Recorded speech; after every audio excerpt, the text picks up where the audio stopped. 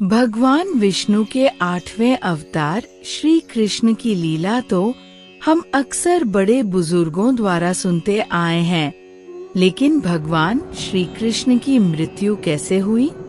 मृत्यु का कारण क्या था?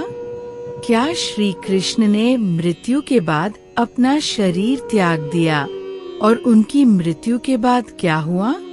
इन सब सवालों के जवाब जानने की जिज्ञासा हर किसी के मन में जरूर होती है।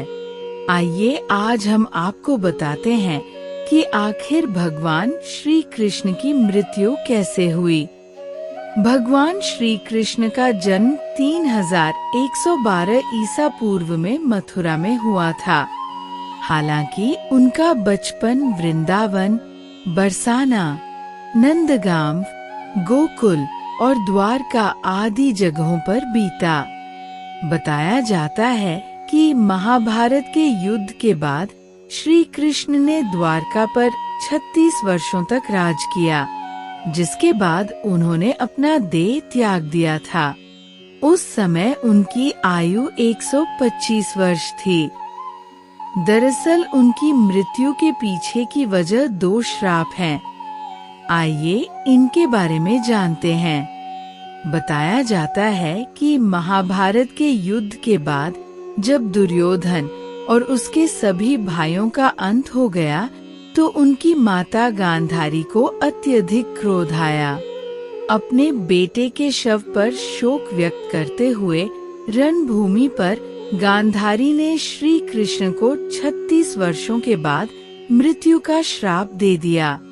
ये सुनकर पांडव चकित रह गए, लेकिन श्री कृष्ण ने मुस्कुराते हुए इस अभिशाप को स्वीकार कर लिया। इसके बाद ठीक 36 वर्षों के बाद उनकी मृत्यु हो गई। उनकी मृत्यु एक शिकारी के हाथों हुई। भागवत पुराण में बताया गया है कि एक बार श्री कृष्ण के पुत्र सांब ने शरारत करने की सोची। सांब अपने मित्रों के साथ एक स्त्री का वेश धारण कर ऋषि मुनियों से मिलने गए। स्त्री के वेश में सांब ने ऋषियों से कहा कि वह गर्भवती हैं। यदुवंश कुमारों की इस शरारत से ऋषियों ने क्रोधित होकर उन्हें श्राप दे दिया कि तुम एक ऐसे लोहे के तीर को जन्म दोगी जो तुम्हारे पूरे कुल का सर्वनाश कर देगा। इस श्राप को सुनकर सांब डर गए और उन्होंने तुरंत सारी घटना उग्रसेन को बताई। श्राप से छुटकारा पाने के लिए उग्रसेन ने सांब से कहा कि तीर का चूर्ण बनाकर प्रभास नदी में प्रवाहित कर दो, जिसके बाद सांबा ने वही किया। इसके बाद उग्रसेन ने राज्य में ये आदेश पारित कर दिया कि यादव राज्य में कोई भी किसी प्रकार की नशीली सामग्री का इस्तेमाल, उत्पादन या वितरण नहीं करेगा। इस घटना के बाद द्वारका में कई अशुभ संकेत देखने को मिले, जिसमें सुदर्शन चक्र, बलराम के हल और श्री कृष्ण के शंख, रथ का अदृश्य हो जाना शामिल था।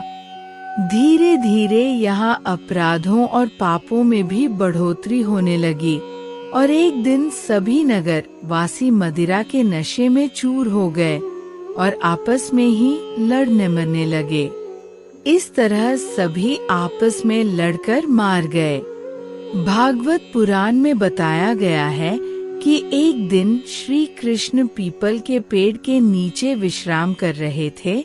तब जरा नाम के एक बहेलिये ने भगवान कृष्ण को हिरन समझकर उन पर तीर से प्रहार कर दिया, जिसके बाद श्री कृष्ण ने अपने देह त्याग दिया और उनकी मृत्यु हो गई।